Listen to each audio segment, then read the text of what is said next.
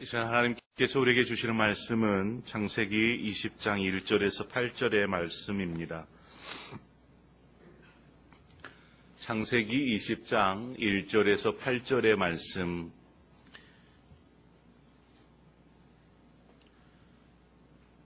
제가 말씀을 봉독에 올리겠습니다. 아브라함이 거기서 네게부 땅으로 옮겨가 가데스와 술 사이 글 아래 거류하며 그의 아내 사라를 자기 누이라 하였으므로 그랄 왕 아비멜렉이 사람을 보내어 사라를 데려갔더니 그 밤에 하나님이 아비멜렉에게 현몽하시고 그에게 이르시되 내가 데려간 이 여인으로 말미암아 내가 죽으리니 그는 남편이 있는 여자임이라. 아비멜렉이 그 여인을 가까이 하지 아니하였으므로 그가 대답하되 주여 주께서 의로운 백성도 멸하시나이까.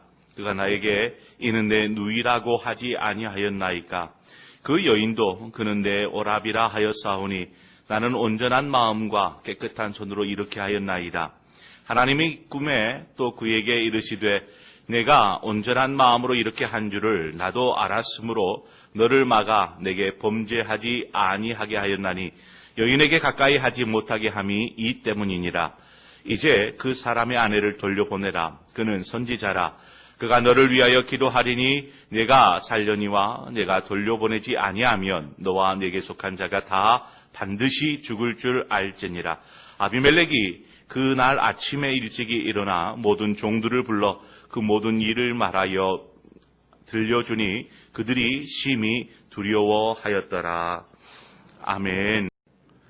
오늘도 주의 성전에 나와서 하나님을 예배하는 여러분 모두에게 하나님의 은혜가 있기를 바랍니다. 그 말씀을 통하여서 정말 하나님께서 우리에게 주실 말씀, 또 그 말씀을 귀담아 듣고 말씀에 순종하며 나아가는 우리의 삶이 되기를 축원드립니다.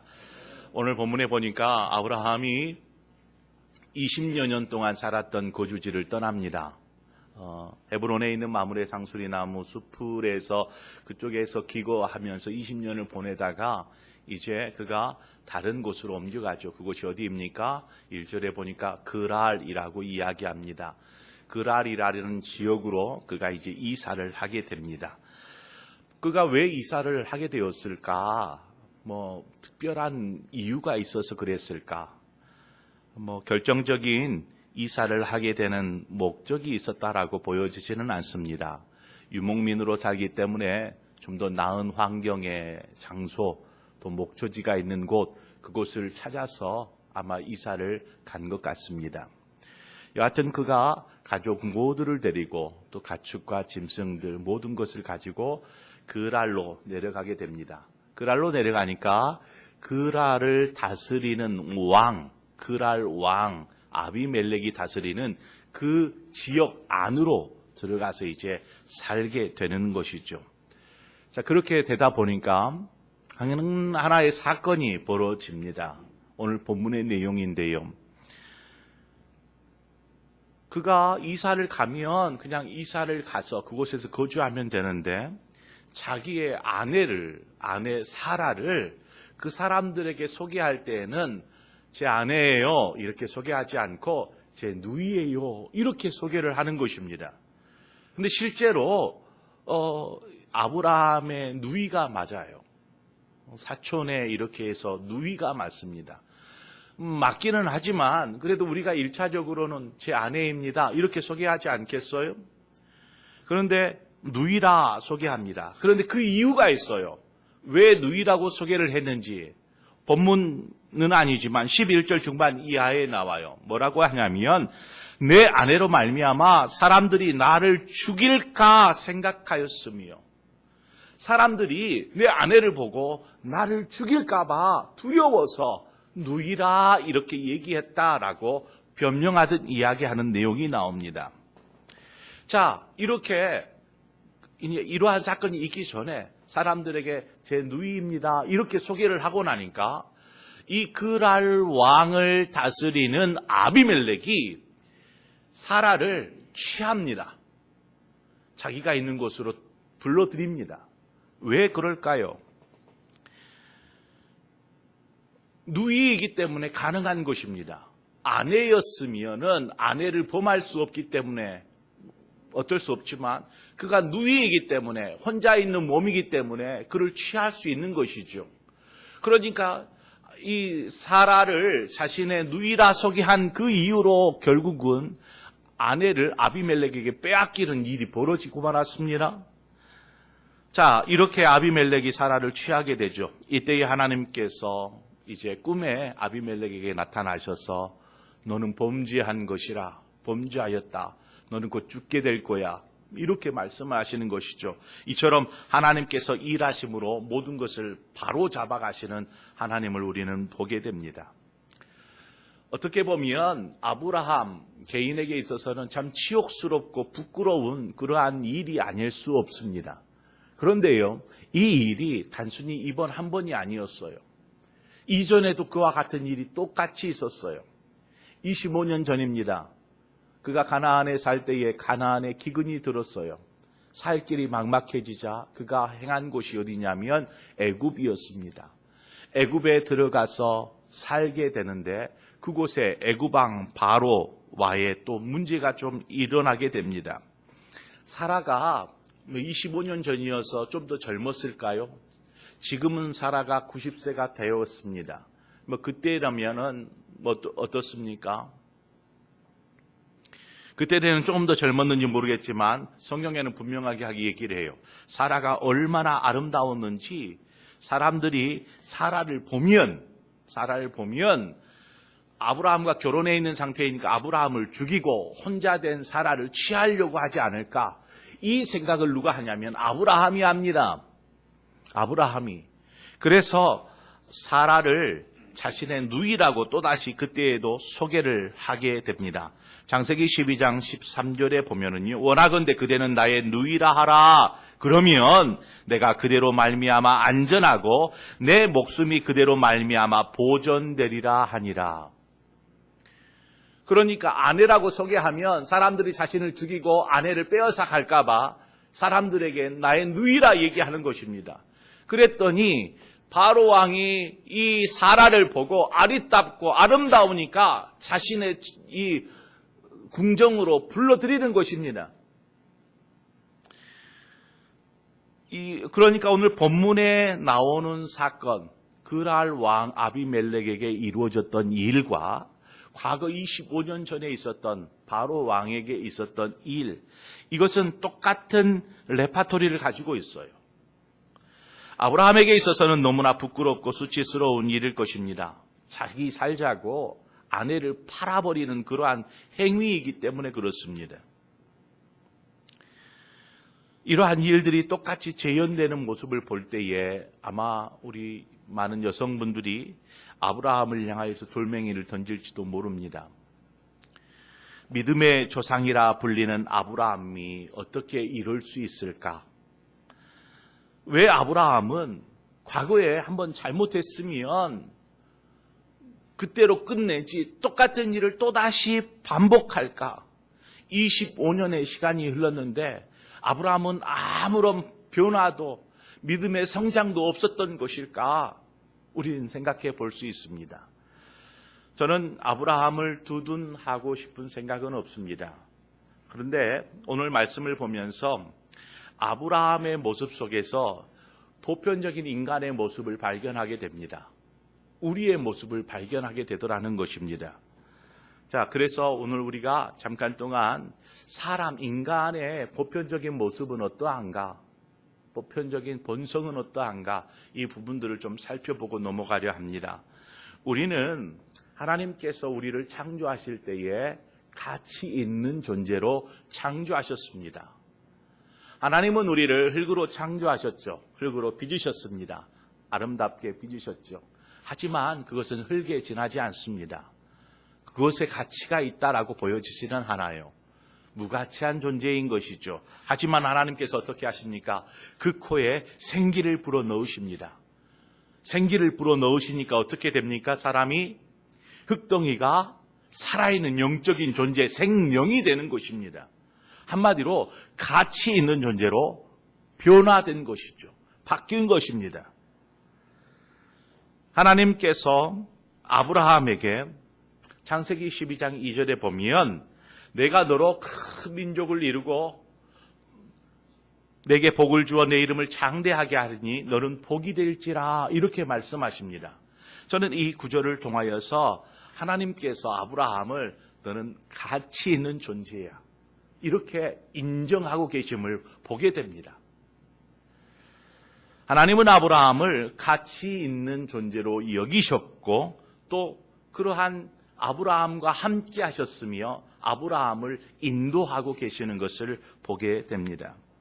우리가 기억해야 할 것은 하나님이 이처럼 부여하신 가치는 하나님을 잃어버리면 그 가치 역시 잃어버리게 되더라는 것입니다. 그렇게 되면 어떠한 현상이 일어나냐면 자신의 가치를 하나님에게서 찾지 못하고 그 가치를 어디에서 찾으려고 하냐면 자기 스스로에게서 자신의 가치를 찾으려고 하게 됩니다. 자, 스스로에게서 가치를 찾아보세요. 나에게서. 그러면 비교하게 돼요. 저 사람에 비해서는 나는 월등해. 이러한 생각에 빠질 수 있죠. 그래서 어떤 이는요, 우월감에 빠져서 교만해지게 되는 경우가 있습니다. 또 어떤 사람은 다른 사람들과 비교해서 나는 좀 부족한 것 같아.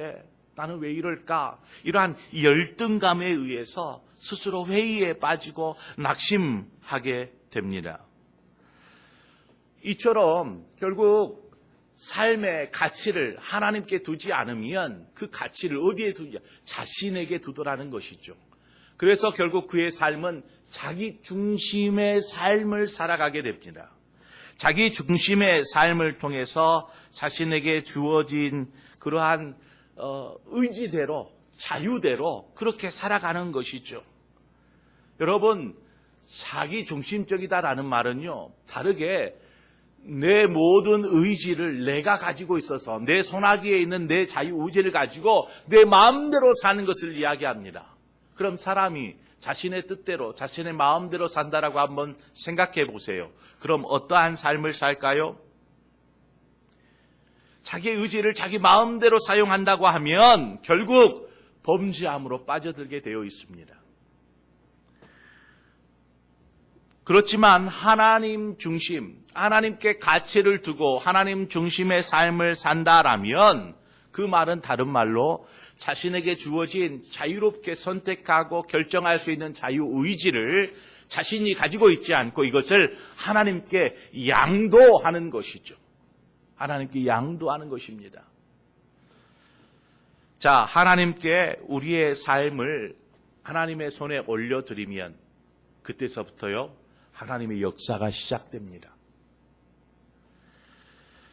우리의 가치는 하나님을 섬길 때 드러납니다. 하나님을 붙잡을 때 빛이 나는 것입니다. 그런데 아브라함은 주어진 삶, 자신에게 주어진 삶을 자기가 움켜잡았어요. 자기 스스로 움켜잡고 자기가 어떻게 해보겠다라고 그렇게 하다 보니까 결국 어떻게 됩니까? 연약함에 고스란히 자신이 드러나는 것입니다. 연약한 자리에서 자신의 죄악됨이 드러나는 것이죠.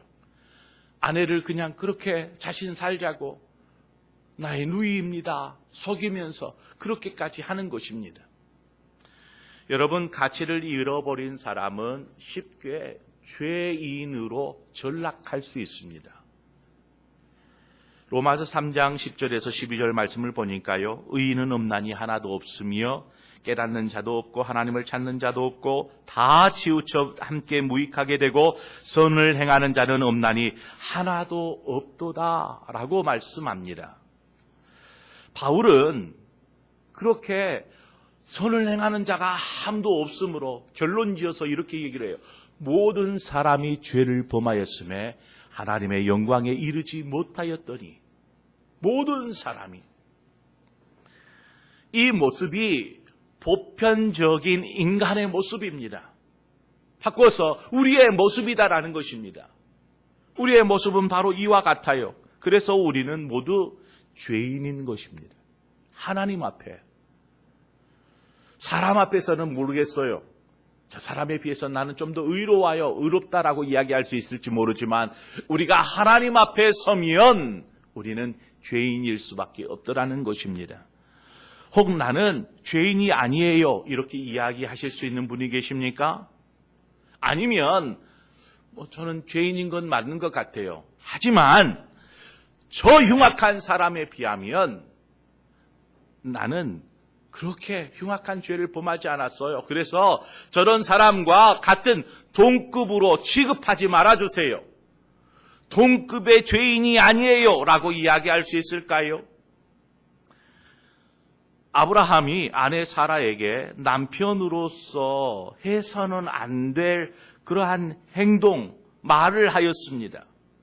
그것은 믿음의 조상이라고 일컫는 사람이 2번씩이나 반복할 만한 것이 아니었습니다. 하지만 아브라함 그렇게 했어요.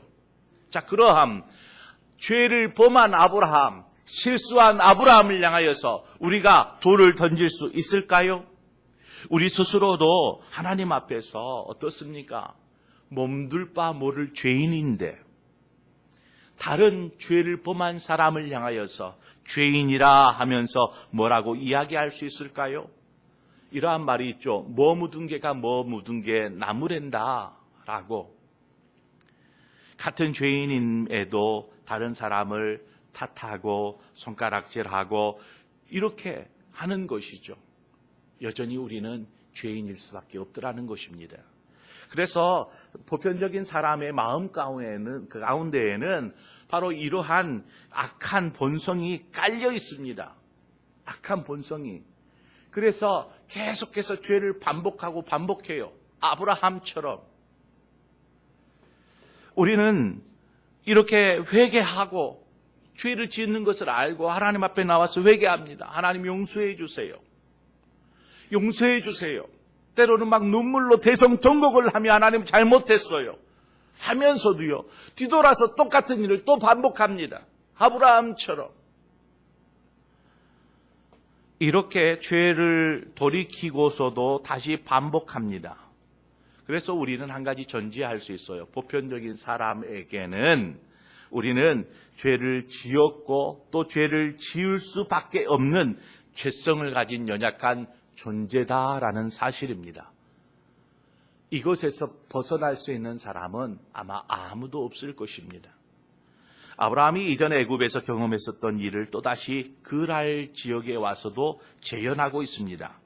이 모습을 보면 롯이 생각이 나요. 롯. 어떻습니까? 롯이 소돔 땅에서 거주하며 살 때에 저 북쪽의 연합군이 침범해 와서 롯과 그의 일가족 모두 재산 모든 것들을 다 가져가지 않습니까? 포로의 삶을 삽니다. 하지만 또 삼촌인 아브라함을 통하여서 구원함을 입어요. 구원함을 입어요. 그런데 그가 삼촌에 의해서 구원함을 받았지만 어떻게 해요? 다시금 소돔 땅으로 들어가는 것입니다. 그리고 그 땅에 사는 것이죠. 결국 어떻게 돼요? 소돔 땅의 멸망을 보게 되지 않습니까? 우리는 이처럼 다시금 그 자리로 돌아갑니다. 그 자리로. 그 환경으로 다시 들어가요. 그리고 또 다시 죄를 범하는 것입니다. 사람이 아무리 각오를 다져도요. 연약할 수밖에 없는 부분, 그 환경으로 들어가면 또다시 그 일을 반복하게 되어 있습니다. 여러분 사막에 식물이 납니까? 식물이 자랍니까? 식물이 잘 자라지 못해요. 왜냐하면 식물이 자랄 수 있는 환경이 아니기 때문에 그렇습니다. 그런데 그 사막 한가운데에서도요. 환경을 만들어주면 식물이 자랍니다. 물을 공급하여 주고 뭐 어떻게 해주면 식물이 자랍니다. 이처럼 죄가 싹을 틔울 수 있는 환경을 만들어주면 쉽게 죄악의 나무가 자랄 수 있습니다. 사도 바울은 이렇게 얘기를 해요. 내 지체 속에서 한 다른 법이 내 마음의 법과 싸워 내 지체 속에 있는 죄의 법으로 나를 사로잡는 것을 보는도다. 오라, 나는 공고한 사람이로다. 이 사망의 몸에서 누가 나를 건져내랴. 사도 바울이 느끼는 것이 뭐예요? 자신 안에서 자신을 막 죄 가운데로 끌고 들어가는 것을 그냥 가만히 지켜보는 거예요. 무기력하게 아무런 반항도 못하고 그냥 그렇게 죄 가운데로 빠져가는 자신의 마음을 봐요. 마음이 죄 가운데로 가는데 행동은 어떻겠어요? 이어서 가는 것이요. 마음을 따라서 죄 가운데로 빠져드는 것입니다. 사도 바울 역시도 그렇게 고백을 해요. 너무나 죄의 무기력한 삶의 모습입니다. 이처럼 우리는 분명 우리 안에 죄로 인한 연약한 부분들이 있습니다. 그리고 쉽게 넘어지는 영역들이 있는 것이죠. 자, 그래서 연약한 부분에 죄가 싹을 틔우지 않도록 우리는 그 환경에 머물기를 거부할 수 있어야 합니다. 혹 그 환경에 있다면 그 환경에서 떠나야 합니다. 만약 아브라함이 그랄로 가지 않았더라면 어땠을까요? 그랄로 가지 않았더라면 굳이 아내를 제 누이예요 이렇게 속여서 사람들에게 이야기할 필요도 없지 않았겠습니까?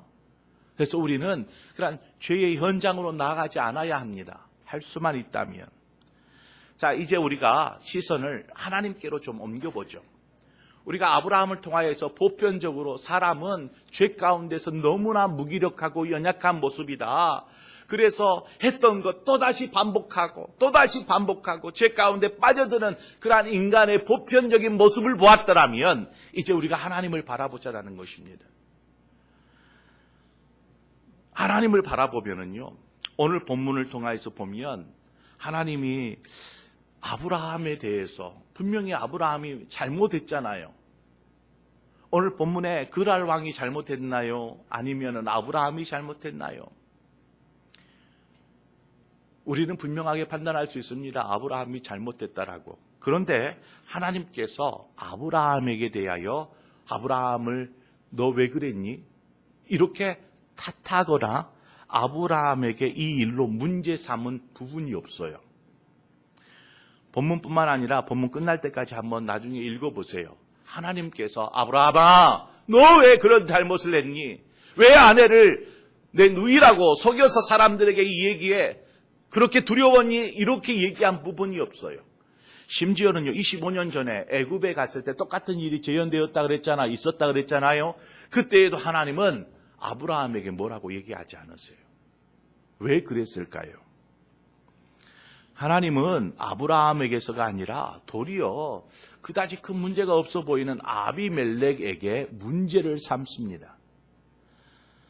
7절 말씀을 보세요. 이제 그 사람의 아내를 돌려보내라. 그는 선지자라. 그가 너를 위하여 기도하리니 내가 살려니와 내가 돌려보내지 아니하면 너와 내게 속한 자가 다 반드시 죽을 줄 알지니라. 분명히 잘못한 것은 아브라함인데 왜 그 모든 잘못을 아비멜렉에게서 문제를 삼느냐라는 것입니다. 여러분, 이 상황이 이해가 되어지십니까? 지금 이렇게 하시는 하나님의 행동이 이해가 되느냐라는 것입니다. 우리는 종종 성경을 읽거나 혹은 말씀을 들을 때에 이해가 되지 않은 부분을 만나게 됩니다. 말씀을 들을 때도 마찬가지예요. 성경을 막 읽는데 도저히 이해가 안 돼요. 그러면 어떻게 돼요? 진도가 안 나가요. 다음 장으로 넘어갈 수가 없어요. 계속 그 자리에 머물러 있게 됩니다. 말씀을 들어도요, 말씀을 막 듣다가 이해가 안 되는 부분이 나와요. 그러면은요, 그 다음 말씀이 들리지 않아요. 그냥 계속 자신의 머릿속은 이해되지 않는 그 내용을 곱씹습니다. 아, 그 왜 그러지? 목사님이 왜 이렇게 말씀하셨지? 이해가 안 되니까. 이제 그 다음 많은 내용들은 다 잊어버리는 것이죠.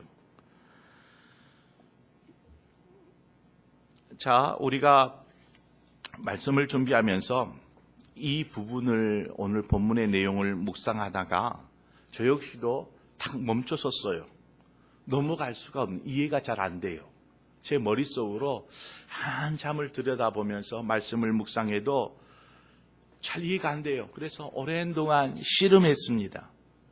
그러다가 결국은 포기하고 그저 하나님이 하시는 일이니까 뭐 제가 뭐라고 그랬어요. 제가 이해 안 될지라도 이것은 하나님이 하신 일이니까 이렇게 위안을 삼으면서 그냥 믿기로 결정을 했어요. 하나님이 하시는 일이니까 하나님께서 선하게 인도하셨고 또 선하게 일하고 계시겠지. 그냥 그렇게 이해하고 넘어가는 게 속이 편하겠다라고 그냥 이해하기를 포기하고 믿기로 결정했어요. 그랬더니 놀라운 일이 벌어졌어요. 제 머릿속을 갑자기 번개치듯이 확 스쳐가는 내용이 있었어요. 뭔 내용이었냐면 오늘 말씀의 제목이에요. 주보가 있으면 한번 읽어주세요. 오늘 말씀의 제목 시작. 아니 말씀이 잘 이해가 안 됐어요. 왜 하나님은 아브라함을 탓하지 않으셨을까? 왜 모든 문제를 아비멜렉에서 문제를 삼으려고 하실까? 막 이러한 내용들이 막 계속해서 머릿속을 혼란스럽게 할 때에 제 머릿속을 그냥 고민들을 포기했어요. 하나님 알아서 하셨겠지라고 믿기로 결정했더니 그 순간에 모든 것이 은혜입니다. 모든 것이 하나님의 은혜입니다. 이 말씀 구절이 생각이 나는 거예요. 하나님의 은혜, 한번 생각해 보세요. 여러분, 하나님의 은혜는 어떠한 사람에게 주어집니까? 하나님의 은혜는 열심히 예배하고 기도하고 봉사 열심히 하는 사람에게 하나님의 은혜가 주어집니까? 맞아요. 그런 분들에게도 하나님의 은혜가 주어집니다. 그런데 하나님의 은혜는 모든 사람들에게 부어지는 줄 믿습니다. 앞서 살폈던 것처럼 보편적인 사람을 사도 바울이 뭐라고 얘기를 했어요? 모든 사람이 죄를 범하였음에 하나님의 영광에 이르지 못하였더니 보편적인 사람이에요. 모든 사람이 죄를 범하였고 하나님의 영광에 이르지 못했어요. 그런데 하나님의 은혜 역시 모든 사람에게 임하더라는 것입니다. 즉 바꿔 말하면 모든 사람이 죄를 범하였지만 그 모든 사람에게 하나님의 은혜가 임하더라는 것이죠. 여러분 이것을 잊지 마시기를 바랍니다. 가치 있는 존재로 창조되었지만 우리가 하나님을 잃어버리면 자신의 가치도 잃어버리게 되고 결국은 어떻게 된다고 그랬어요? 범죄함 가운데 죄인으로 전락할 뿐만 아니라 죄를 계속해서 연약함 가운데 반복하고 있는 자신일 수밖에 없다라고 말씀을 드렸습니다. 그러한 연약한 인간에게 하나님의 은혜가 부어지는 것입니다. 하나님은 어떻게 보면 비난받을 만한 아브라함을 향하여서 그에게 야, 너 왜 그랬니? 라고 따져 묻지 않으셨어요. 그저 그의 잘못된 행위를 하나님께서 그냥 용납하신 것 같아요. 그리고 도리어서 아브라함을 보호하고 계세요. 그리고 그에게 은총을 베푸시는 것을 우리는 본문을 통해서 보게 됩니다. 지금 하나님의 은혜가 죄로 부끄러워하는 아브라함을 덮어버리고 계신 것입니다.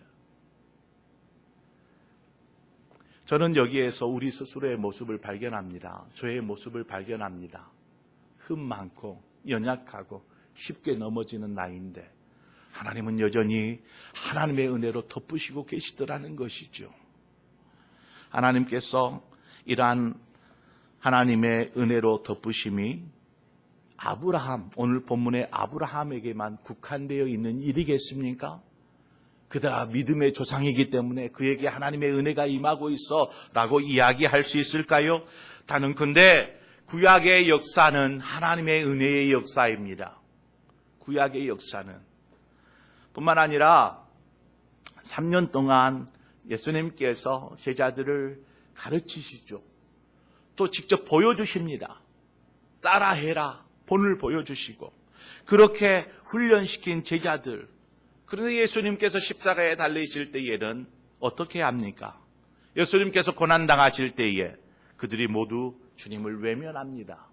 심지어 주님을 부인하기까지 합니다. 욕을 하면서 나는 저 사람 몰라요. 만난 적도 없고 본 적도 없고 이제 처음 봐요. 주님을 부인하는 것이죠. 그런데요, 그러한 제자들에게 주님의 은혜가 부어지는 것이죠. 하나님의 은혜가 부어지는 것입니다. 그들이 잘해서요? 죄를 철저하게 회개하고 돌이켜서요? 아니에요. 죄인임에도 불구하고, 주님을 부인하는 사람임에도 불구하고 하나님의 은혜가 저들을 덮었습니다. 그랬더니 놀라운 일이 벌어지지 않아요? 그렇게 주님을 모른다라고, 자기 목숨 살자고, 자기 살자고 주님을 부인했던 제자들이 나중에는 어떻습니까? 주님을 위해서 자신의 목숨을 던지잖아요. 그리고 예수 그리스도의 증인된 삶을 살아가는 제자들의 모습을 보게 됩니다. 그렇습니다. 하나님의 은혜는 이처럼 놀라운 변화를 일으키십니다. 하나님의 은혜는 우리의 신앙의 연약함도 본문의 아브라함의 모습과 별반 다를까 봐 없어요. 아브라함에게 돌을 던지겠어요? 우리는 얼마나 죄가 없는 사람이에요. 우리 역시 죄인이에요. 우리 역시. 그러한 우리를 하나님은 독생자를 이 땅에 보내셔서 십자가에 피 흘려 화목 제물 삼으심으로 용서해 주셨고, 또 하나님의 백성이요, 하나님의 자녀요, 하나님의 사랑을 받는 그러한 우리로 자녀로 삼아 주시지 않았습니까? 우리가 하나님의 은혜를 받을 자격이 있습니까? 우리가 자격이 있어서 하나님의 은혜를 받는 것이 결코 아닙니다. 하나님의 은혜는 우리의 공로와 전혀 무관하게 그저 값없이 모든 사람에게 부어지는 줄 믿습니다. 그래서 이것을, 하나님의 은혜를 우리는 하나님의 선물이라 이렇게 이야기합니다. 도저히 용납할 수 없는 아브라함의 행위를 하나님은 지금 은혜로 그냥 덮어주시는 것이죠. 볼품없지만 하나님의 은혜가 부어지니까 아브라함이 이후로 믿음의 조상, 또 민족의 아비로 살아가게 되는 것을 보게 됩니다. 사도 바울이 자신을 공고한 사람이라, 나는 왜 이렇게 공고한 사람일까? 항상 내 마음과 생각이 죄악으로, 내 행동이 죄악으로 휩쓸리는 그러한 모습을 바라보면서 스스로 안에 혼란이 일어났어요. 그런데 예수 그리스도를 통하여서 베푸신 하나님의 은혜, 이 은혜를 생각하고 이 은혜를 받고 이 은혜를 누리다 보니까 고백이 달라지는 거예요. 오라 나는 공고한 사람이로다. 이 고백 다음에 어떤 고백이 나오는 줄 아세요? 로마서 8장 1절 말씀이에요. 그러므로 이제 그리스도 예수 안에 있는 자에게는 결코 정죄함이 없나니. 정죄함이 없대요. 너 왜 그랬니? 너 왜 그런 나쁜 죄를 저질렀어? 라는 정죄함이 없대요. 어떤 사람에게? 그리스도 예수 안에 있는 자에게. 그 말이 무슨 말이에요? 하나님의 은혜 아래에 있는 자에겐 정죄함이 없더라는 것이죠. 정죄함이 없는 이유는 그리스도 예수 안에 있는 생명의 성령의 법이 죄와 사망의 법에서 너를 해방하였습니다. 바꿔 말하면 죄와 사망을 하나님의 은혜로 덮으신 것입니다. 우리의 흠 있는 모습을, 아브라함을 덮고 사도 바울을 덮으셨고, 또한 저와 여러분 모두를 하나님의 은혜로 덮어주신 줄 믿습니다. 자, 그렇다면 우리가 무엇을 하든지 하나님의 은혜가 임하고 모든 것을 그렇게 그냥 덮어주신다라면 우리 그냥 마음대로 자유롭게 뭔 짓을 하든지 그렇게 살아도 되지 않을까요? 이 생각해 볼 수 있지 않겠습니까? 그런데 그럴 수 없습니다. 로마서 6장에 보니까 죄가 너희를 주장하지 못하리니 이는 너희가 법 아래에 있지 아니하고 은혜 아래에 있음이라. 그런즉 어찌하리요? 우리가 법 아래에 있지 아니하고 은혜 아래에 있으니 죄를 지으리요? 그럴 수 없느니라. 죄를 짓는다라는 것은 무슨 말이에요? 하나님의 은혜를 헛되이 받는 것과 같아요. 정말 이것이 하나님의 은혜입니다 고백하는 사람은 결코 죄를 지을 수 없는 것입니다. 하나님은 우리의 죄 많던 과거의 모습, 또 지금도 연약하여서 죄 가운데 넘어지는 현재의 모습, 그 모습을 보는 것이 아니라 우리의 앞으로를 보는 것입니다. 믿음의 대장부가 되어져서 예수 그리스도의 증인으로서 갈 여러분의 모습을 하나님은 보시는 것입니다. 그 모습을 보고 소망하고 믿기에 은혜로 덮어주시는 것이죠. 과거를 덮고 현재의 연약함을 덮어주시고 다시금 믿음의 대장부로 우뚝 서는 여러분을 하나님은 보시기를 원하신다라는 것입니다. 자, 그렇다면 우리가 결단해야 되지 않을까요? 하나님의 은혜입니다. 모든 것이 하나님의 은혜입니다. 죄 가운데 있어도 하나님의 은혜를 받고 우리가 설령 연약하여서 넘어질지라도 하나님의 은혜로 건집을 받는다라면 이제는 우리가 우리의 주어진 삶을 은혜 가운데 살면서 하나님의 영광을 위해서 살아야겠다 결단해야 되지 않을까요? 저 여러분 모두의 삶이 바로 이처럼 하나님의 뜻을 또 온전히 깨닫고 오늘 아브라함을 통해서 배워야 할 줄 믿습니다. 아브라함을 은혜로 덮으신 하나님, 우리를 덮으시고 또한 그렇게 우리를 덮으심은 우리를 믿음으로 승리케 하시는 줄 믿습니다. 그러한 믿음으로 승리해 앞으로 당당하게 믿음으로 나아가시는 저와 여러분의 모든 삶이 되어지기를 주님의 이름으로 축원을 드립니다. 기도하겠습니다. 좋으신 하나님,